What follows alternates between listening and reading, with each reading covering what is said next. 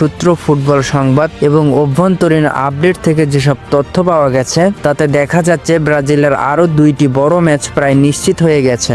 এখনও Brazil football federation officially ঘোষণা দেয়নি, তবে যেসব রিপোর্ট বের হয়েছে তাতে 2টি ইউরোপিয়ান জায়ান্টের নাম উঠে এসেছে। একটি হলো ফ্রান্স এবং আরেকটি হলো ক্রোয়েশিয়া।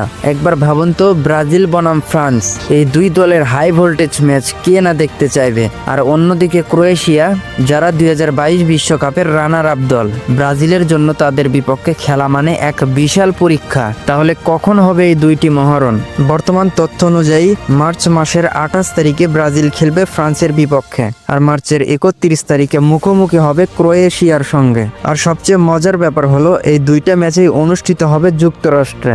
এখন প্রশ্ন আসতে পারে, এই দুইটা ম্যাচ এখনো অফিসিয়ালি ঘোষণা হলো না কেন? মূল কারণটা খুবই যৌক্তিক। ফ্রান্স আর ক্রোয়েশিয়া দুই দলই তখন পর্যন্ত 2026